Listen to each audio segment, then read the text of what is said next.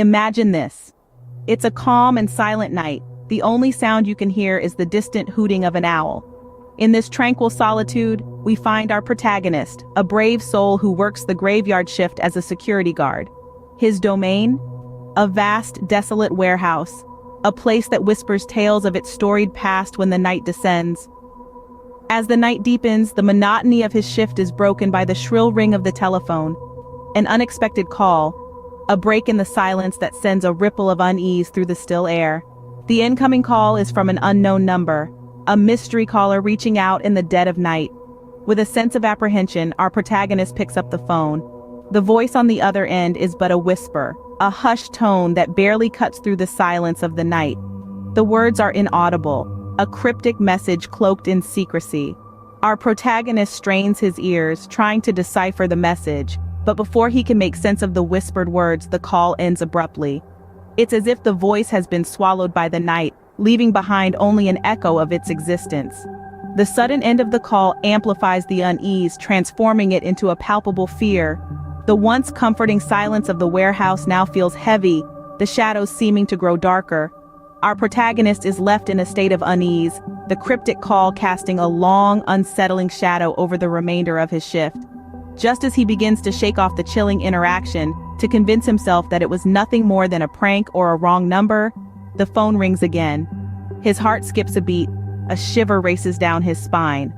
The same unknown number flashes on the screen, the mystery caller reaching out once more from the depths of the night. And just as he hangs up, the phone rings again, the same unknown number flashing on the screen. Walking towards the window, he peeks outside, and what he sees sends chills down his spine. A shadowy figure, vague and elusive, lurks outside the warehouse. Our protagonist's heart throbs in his chest, his instincts scream danger, but curiosity, that ever-persistent cat killer, urges him on. He decides to confront this mysterious figure. His hand reaches out, gripping the cold metal doorknob, turning it slowly. A gust of wind sweeps in as the door creaks open, carrying with it a disturbing sense of foreboding. The outside world is a cacophony of darkness, a canvas painted with the blackest of inks. He steps into this abyss, the gravel crunching beneath his boots echoing in the silence of the night. The figure, however, is nowhere to be seen. It's as if the shadowy presence has vanished into thin air. He squints, trying to pierce the darkness, his hand instinctively reaching for the flashlight in his pocket. The beam cuts through the darkness yet reveals nothing. He searches the surroundings, his heart pounding like a drum in his ears. The wind howls, rustling leaves, whispering tales of unseen horrors. He walks around the warehouse, his flashlight dancing over empty crates and abandoned machinery. The figure is gone, disappeared without a trace. His mind races, questions churning like a turbulent sea. Who was the figure? What did they want? The eerie silence offers no answers, only amplifies his growing uneasiness. As he turns back towards the warehouse, he sees something that makes his blood run cold. The door he left slightly ajar as a beacon guiding him back is now wide open. His sanctuary invaded, the safe haven breached. Every instinct screams at him to run, yet he finds himself drawn towards the gaping maw of darkness. What awaits him inside? We'll soon find out. As he turns back towards the warehouse, he sees that the door he left ajar is now wide open. Stepping back into the warehouse, he hears something that makes his heart skip a beat. The silence is shattered by a soft, eerie echo, his own name being called out in a hushed whisper. It's as though the walls themselves are speaking to him, a spectral voice drifting on the stale, dusty air. He follows the sound, his curiosity overpowering the icy tendrils of fear creeping up his spine.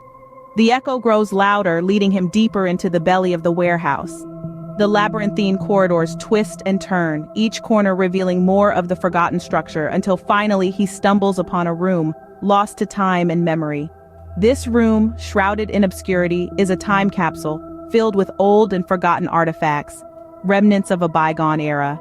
The air is heavy with the scent of dust and decay, a testament to the countless years these objects have been left untouched.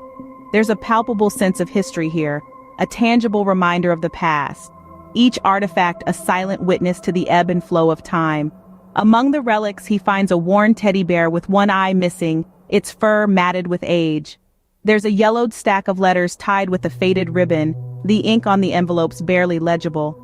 A rusted pocket watch, its hands frozen at exactly midnight, lies next to an old, tattered, leather-bound book, its pages brittle with age. And then, there it is. Among the artifacts, an object that makes him freeze in his tracks, his breath hitching in his throat. An old rotary dial telephone, its once bright colors now faded and chipped, the coiled cord frayed at the edges.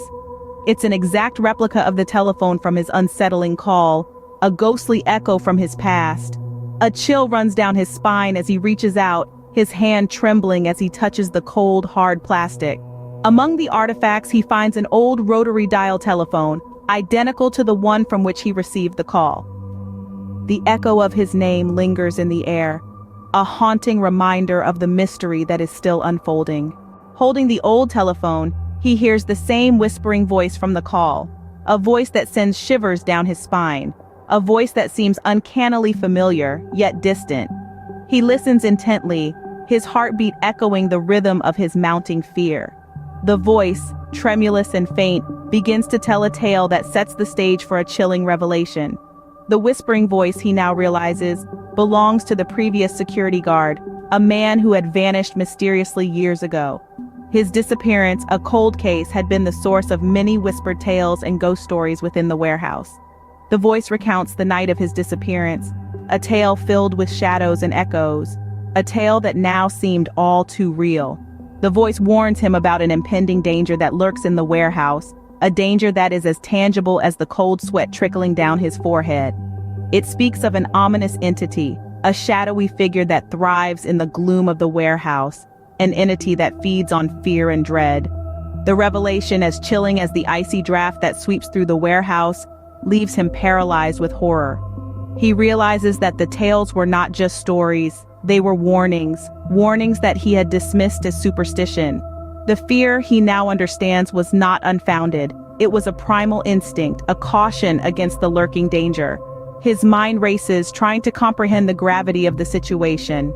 He remembers the mysterious shadows, the haunting echoes, and the unsettling phone call. The pieces of the puzzle fall into place, forming a terrifying picture of his impending doom. With the chilling revelation, he drops the phone in shock, the clattering sound echoing in the silent warehouse. His heart pounds in his chest, his breath comes in ragged gasps. He lifts his gaze only to see the shadowy figure standing right in front of him, its silhouette an embodiment of his worst nightmares. Facing his fear, he decides to confront whatever this danger is. He's had enough of the shadows and the eerie phone calls. The time has come to meet his fear head-on. Courage, they say, is not the absence of fear, but rather the judgment that something else is more important. For him, it's peace of mind. It's reclaiming his sanity. The dark, mysterious figure that has been haunting him is no longer a distant threat. It's right before him. The showdown begins. He lunges, fists clenched, heart pounding, but his attacks pass through the figure as if it were smoke. Fear grips him, but he remembers the words of the previous security guard, echoing in his mind. Face your fear, don't let it consume you. He takes a deep breath, looking the shadowy figure in the eye. It's then he realizes this isn't a ghost or a monster, it's his own fear, materialized. The figure is a mirror, reflecting his deepest anxieties, his insecurities, his dread. The real enemy was not the figure itself, but his own fear of it. Summoning his courage, he confronts his fear, not with fists, but with acceptance. He acknowledges his fear, he understands it, he owns it. He realizes that fear is a part of him, but he won't let it define him. As he embraces this truth, the figure loses its power, its hold over him. The once menacing figure now shrinks, fades, and slowly disappears. His heart rate slows, his breathing steadies. He's done it. He's faced his fear and emerged victorious. It was a battle fought and won within himself. He's not the same man he was when the night began. He's stronger, braver, wiser. As the sun rises, the warehouse returns to its peaceful state. The shadowy figure vanishes and the mysterious phone calls stop, leaving our protagonist in relief and